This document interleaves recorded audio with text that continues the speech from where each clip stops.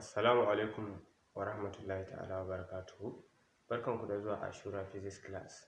A yau insha Allah za mu yi bayani ne akan energy. So, energy is the ability or capacity to do work. Energy shine ability ko kuma capacity na yin aiki. Wato energy shine damar aiwatar da aiki. Energy shi ke ba mu damar aiwatar da aiki. So duk abin da zai ba da damar aiwatar da aiki shi ake kira da energy.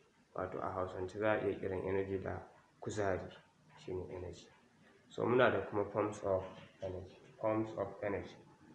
To forms of energy ba kuma bane illa a yanayin da energy zai iya kasancewa. So energy yana iya kasancewa a yanayi daban-daban. Wannan su ake kira da forms of energy. So wannan forms of energy suna da yawa, amma a yau na lissafo mana guda 6 wanda za mu yi discussing a kansu. So na farko da akwai light energy, na biyu da akwai heat energy, na uku da akwai sound energy, na hudu da akwai wind energy, na biyar electrical energy, sannan kuma na shida da akwai nuclear energy. Wannan dukkaninsu forms of energy din ana iya amfani da su a aiwatar da aiki.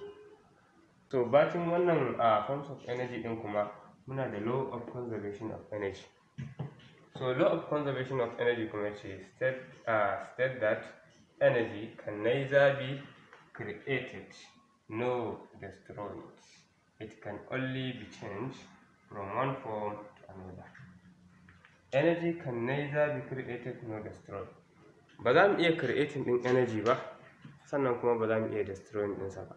Shine abin da law of conservation of energy yake cewa.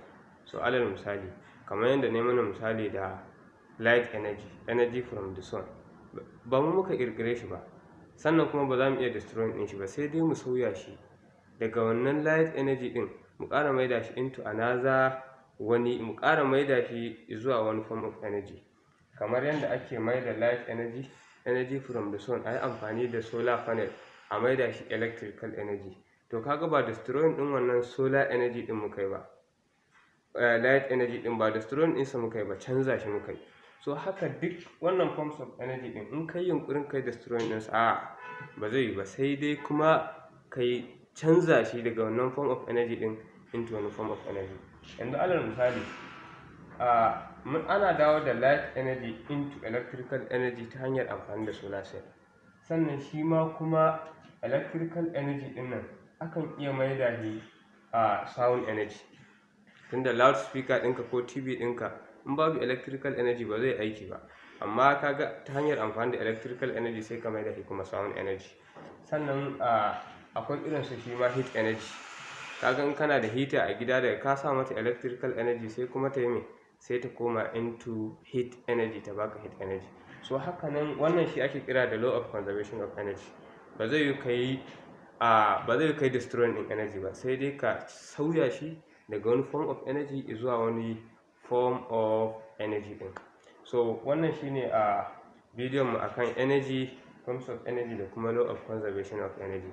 Idan kana da tambaya ka rubuta tambayanka a cikin comment box, insha Allah ni kuma zan yi kokari na kana amsa.